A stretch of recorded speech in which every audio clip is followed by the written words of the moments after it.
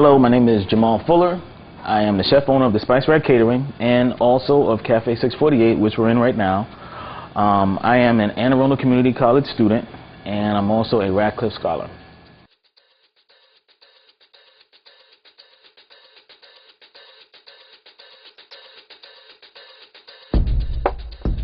I knew I wanted to own a restaurant and a catering company. It probably went back to when I was in college studying mechanical engineering. I went through college and I still cook for family and friends. I got out of college, I went into the workforce, and I continued to cook, and it just never really went away. And as time went on, the things I did got bigger and bigger, so at some point it just made sense for me to follow it as a career. And then when I started to do that, one of the things I wanted to do was to actually hone my craft, and in doing that, I enrolled in Anne Arundel Community College in the HCAP program. At the same time, I also applied for and became a Ratcliffe Scholar, which helped out a lot, and from there things kind of took off.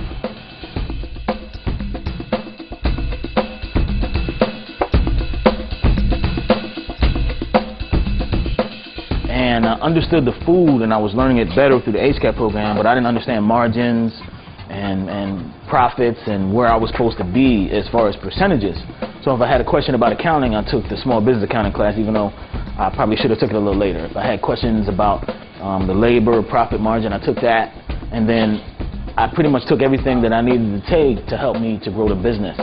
They were very useful because it was pretty much like a real world situation. There was things in the book that were examples, but I was able to use my own books as an example for what I was learning. So I was doing what I needed to do for class, but I was also able to apply it directly to what I was doing out in the real world.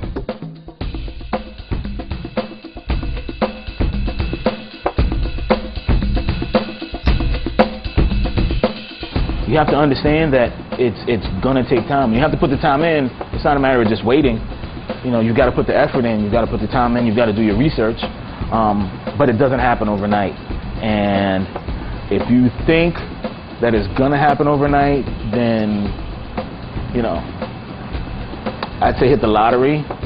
It could converse at the same time, because you can't even rely on like .coms anymore. That, you know, there was a period where that was doing it, but I just say it's hard work, and I need you to understand that, you know, you want to work for yourself, that's great.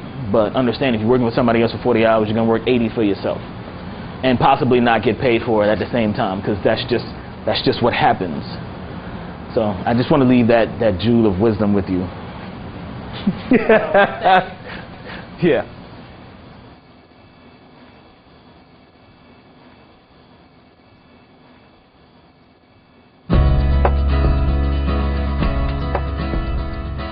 So if you're thinking about owning your own business, and you're thinking about applying for the Ratcliffe Scholar, here's a couple of reasons why. I can tell you that for me, at the time that I was applying for the Ratcliffe Scholarship, I didn't have any other finances to take care of classes or books or anything like that, which is a big deal. And if you're starting a business at the same time, obviously you're sinking a lot of your money into that. You know, as far as resources go, there's a lot of people that all the way up the line, part of the foundation, part of the college, and even Carol Ratcliffe herself. They're very helpful, and they're very supportive of what you're trying to do. Whatever it is that you're trying to do, there's always somebody there that you can talk to. If you're trying to figure out your taxes as a small business owner, you know, that first year, I asked Professor Berry, and he pointed me to the director of the accounting department. You know, and it doesn't really get any better than that. Like, you're speaking to the head of the accounting department.